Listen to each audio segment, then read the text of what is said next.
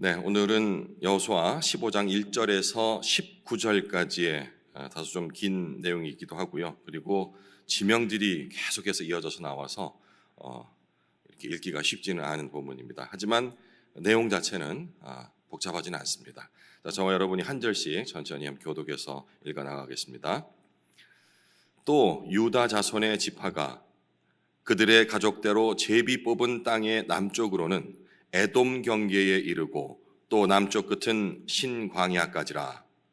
또 그들의 남쪽 경계는 염해의 끝 곧 남향한 해만에서부터 아그라빔 비탈 남쪽으로 지나 신에 이르고 가데스 바네아 남쪽으로 올라가서 헤스론을 지나며 아달로 올라가서 돌이켜 갈가에 이르고 거기서 아스몬에 이르러 애굽 시내로 나아가 바다에 이르러 경계의 끝이 되나니 이것이 너희 남쪽 경계가 되리라. 그 동쪽 경계는 염해이니 요단 끝까지요.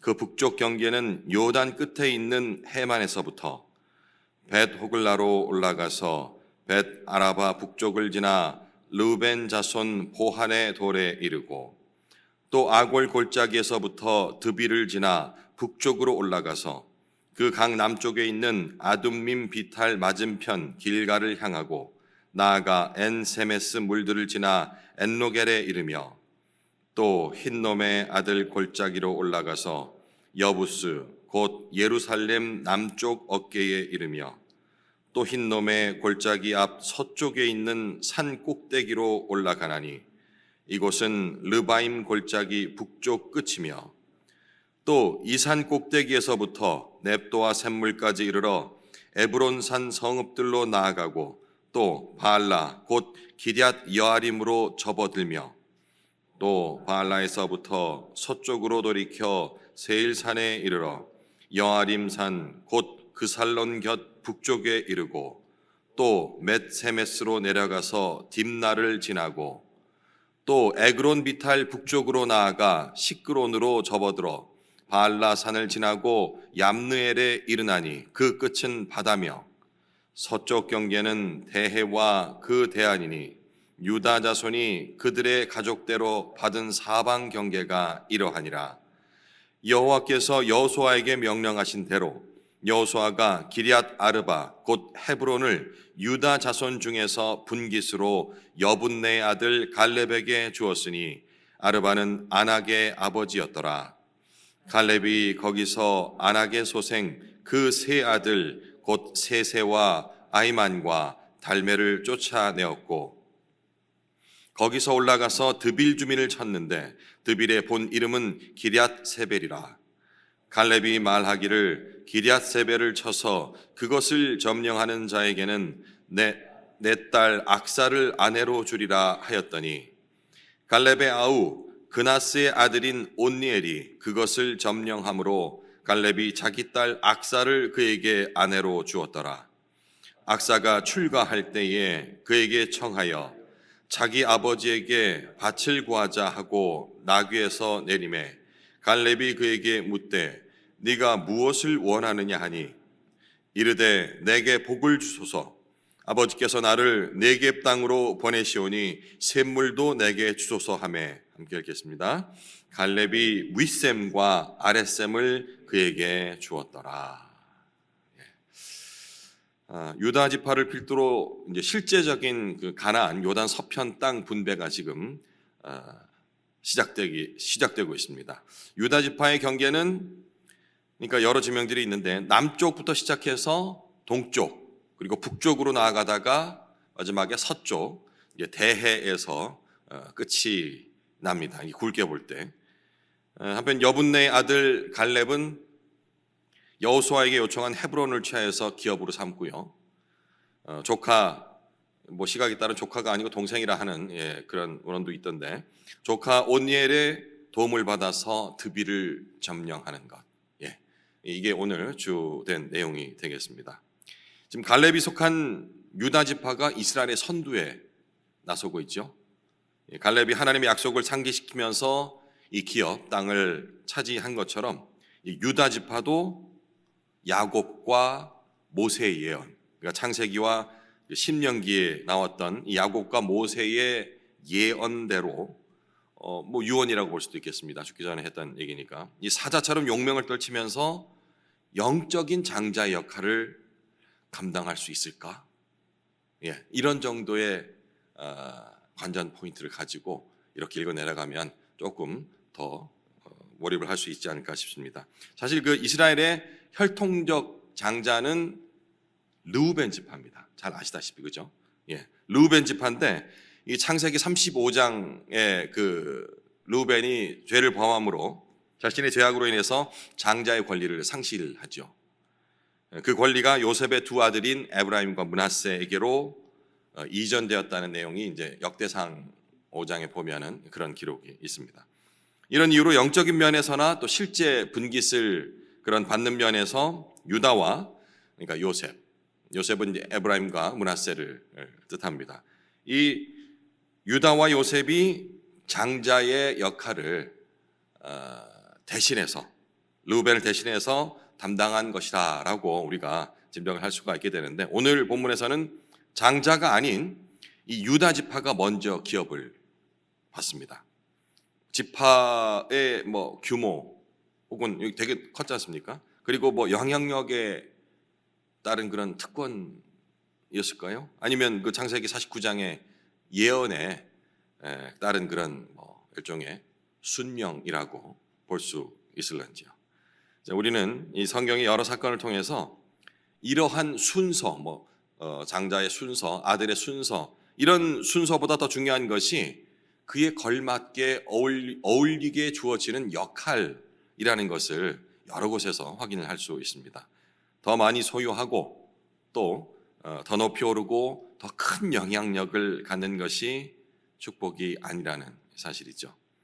이 축복은 주어진 역할을 잘 감당할 때 비로소 주어진다라는 것, 허락된다라는 것, 이것을 우리가 깨달아야 할 것입니다. 1절 말씀, 또 유다 자손의 지파가 그들의 가족대로 제비 뽑은 땅의 남쪽으로는 에돔 경계에 이르고 또 남쪽 끝은 신광야까지라. 이 글대로라면 이제 유다 지파가 가나안 지역 중에서 이제 남부 지역을 기업으로 받는다는 걸 알 수가 있죠.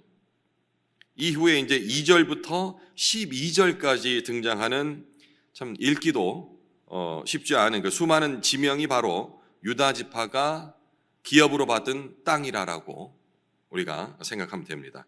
지리적으로는 이쪽 이 요단강 중심으로 해서 왼쪽에 있는 서편 거의 전체 이 가장 넓은 지역을 땅으로 받았다라고 이해를 할 수가 있는데 이것이 이제 그 창세기 49장에 기록되었던 야곱이 자녀들에게 했던 그런 축복 예언이 성취가 되었다라고 우리가 영적으로 생각을 할 수가 있겠습니다.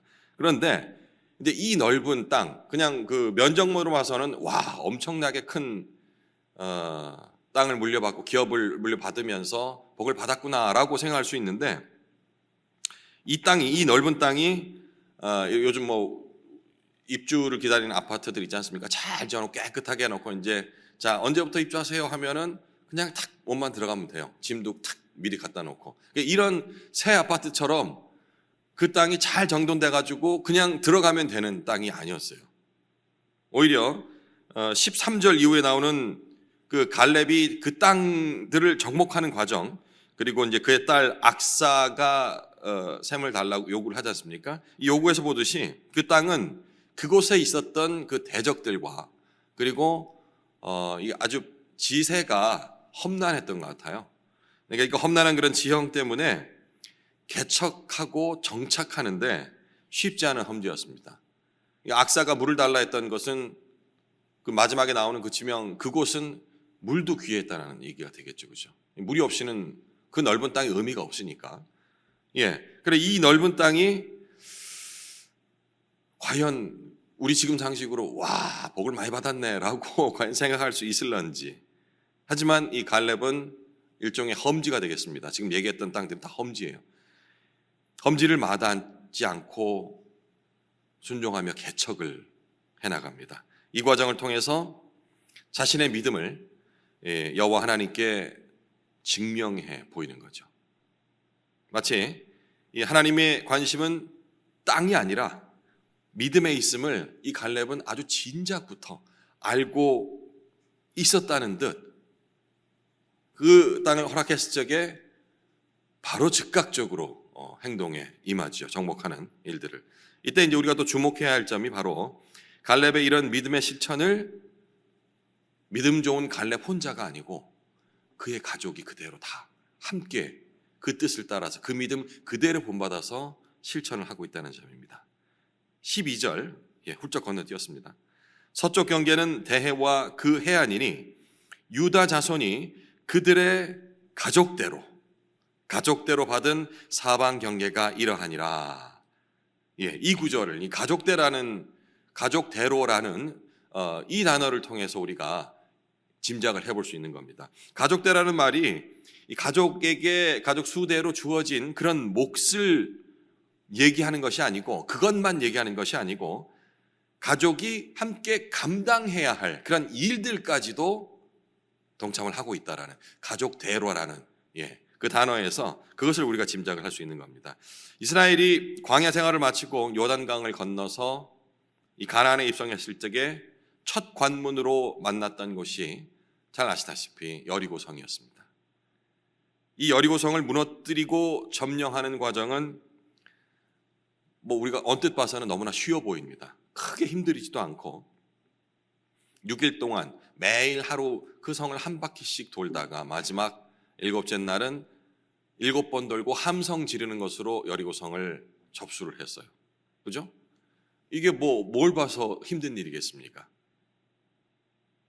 그에 비해서 이 갈렙이 자신에게 허락된 이 험지의 땅을 점령하는 과정은 너무나 많은 그런 수고와 또 위험을 감수해야 되는 일처럼 느껴지지 않습니까? 그렇죠? 이 여리고성을 점령했던 것과 비교해서 생각한다면 상대적으로 굉장히 힘들어 보이는 그러한 일처럼 보입니다. 그런데 하나님의 관점에서는 이 두 가지 일이 동일한 것으로 여기고 계시는 것 같습니다. 보는 관점이 우리가 다르다는 것이겠죠.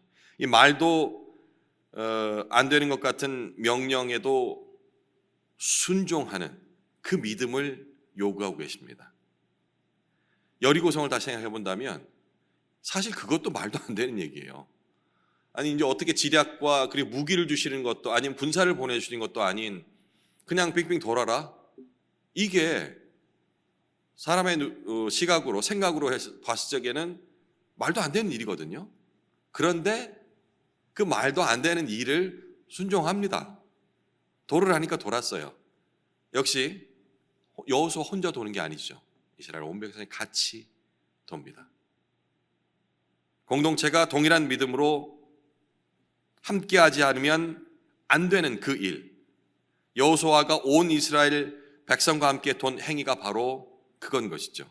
마찬가지로 이 갈렙이 이 험지를 자신에게 주신 하나님의 선물이라고 믿고 그 땅에 대적들과 함께 싸우며 정복해가는 과정 역시 갈렙과 동일한 믿음을 소유한 가족 공동체가 함께함으로 얻을 수가 있었던 겁니다. 갈렙은 나이가 많고 늙었지만 자신이 요구한 그 기업 헤브론을 믿음으로 취했습니다. 그는 큰 성을 구하거나 이 강한 성을 구하기보다는 큰 믿음으로 그런 약속의 성취를 맛보게 해주십시오라고 하나님께 구했던 것이죠. 선물로 주어진 땅이었습니다. 하지만 또 다른 이면에는 동시에 그 땅은 믿음의 근거에서 반응할수록 더욱 풍성이 누려지는 험지처럼 보였지만 그런 땅이었습니다. 우리가 이 믿음으로 얻었다거나 은혜로 얻었다는 말을 하면서 무의식 중에 너무 쉽게 아무것도 없이 그냥 값없이 받았다라는 그런 생각들을 많이 하게 되거든요. 이게 공짜로 주어졌다는 말이 아니라는 것을 이 오늘 갈렙의 경우를 통해서 우리가 봐야 합니다. 갈렙의 믿음을 통해서 그 땅을 얻었다. 우리가 표현은 이렇게 했지만 생각은 그냥 선물로 받았다 하니까 그의 아무런 노력 없이 공짜로 받았다라는 개념과는 다른 겁니다. 그는 싸워야 했고 대적들과 싸워야 했고 그리고 그 험준한 땅들을 개척하는 수고를 했어야 합니다. 갈렙은 아낙의 소생 세세와 아히만과 달메를 헤브론 산지에서 쫓아냈습니다. 그리고 드빌을 쳤다고 기록이 되어 있죠. 15절. 거기서 올라가서 드빌 주민을 쳤는데 드빌의 본 이름은 기럇 세벨이라. 우리가 지금 15장을 묵상하고 있는데 앞선 10장의 내용을 잠시 떠올려 보면은 여호수아가 먼저 정복했던 그런 그 성들 중에 도시 중에 드빌이 있었습니다. 그 드빌이 지금 이 드빌이에요. 그런데 여호수아가 먼저 정복했다 한다면 완벽하게 정복했다 한다면 다시 드빌을 칠 이유가 없을 것 같은데 오늘 본문에 갈렙이 다시 드빌을 쳤다라고 기록되어 있는 것은 여호수아가 당시 드빌을 완전히 완벽하게 정복하지 않았다라는 것을 우리가 이제 짐작해 볼 수가 있어요. 사실은 이렇습니다.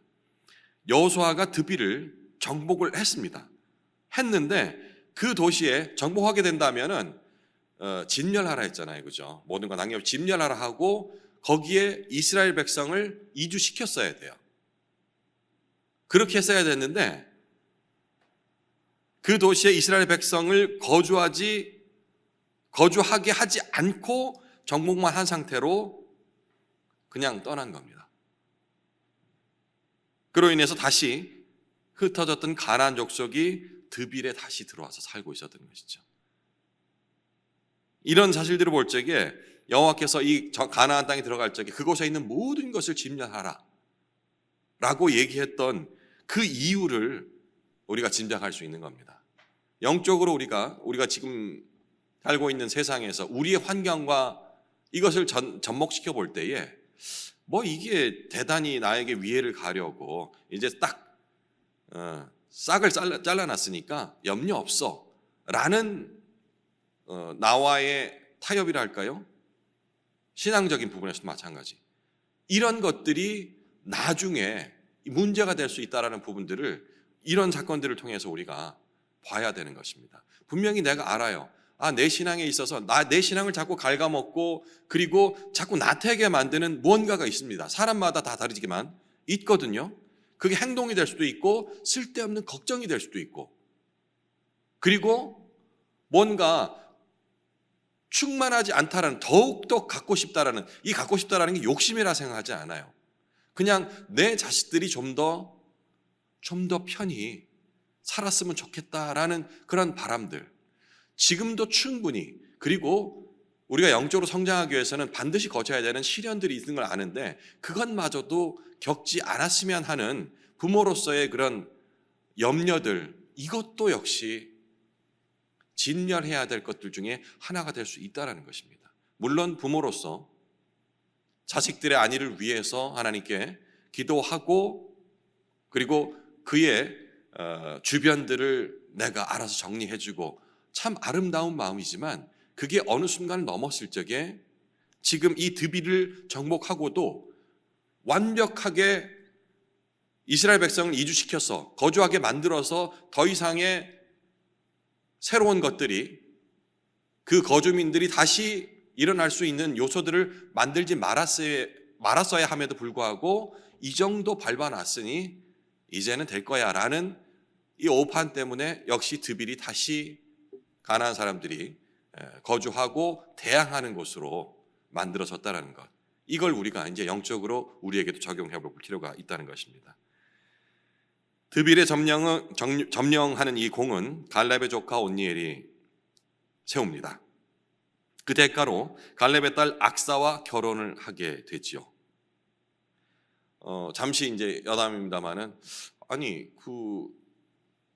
이거를 점령하는 자에게 내 딸을 주겠다 하는 게 지금처럼 남녀 평등의 시각으로 본다면 뭐 딸이 물건이야? 그걸 하는데 딸을 준다고 하고 뭐 이렇게도 혹시 생각할 수 있는데 뭐 당시 시대적 배경을 굳이 따지지 않는다 하더라도 이 믿음의 사람이라는 갈렙이 이런 걸 볼 적에 이렇게도 생각할 수 있을 것 같아요.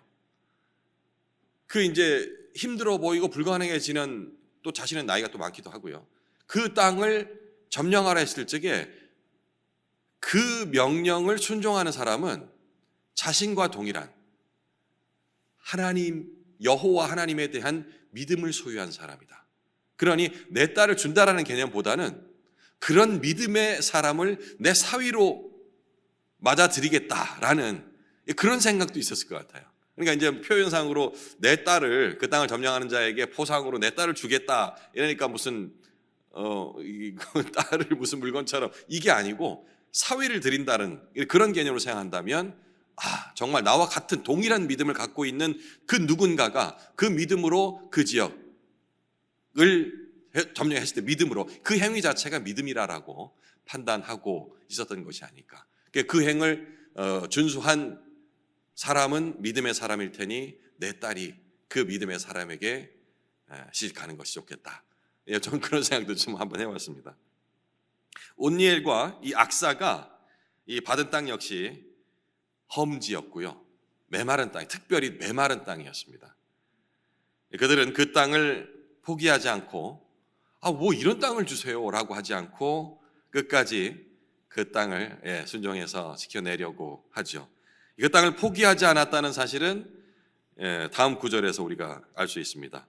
그 악사가 일종의 그 결혼 지참금이죠. 그 당시 문화였습니다. 결혼 지참금으로 아버지 갈렙에게 무엇을 요구하냐면 샘물을 요구하잖아요.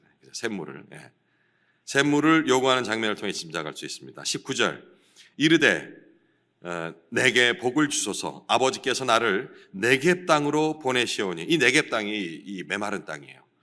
샘물도 내게 주소서 하매 갈렙이 윗샘과 아랫샘을 그에게 주었더라 라고 이렇게 본문이 마무리되고 있죠.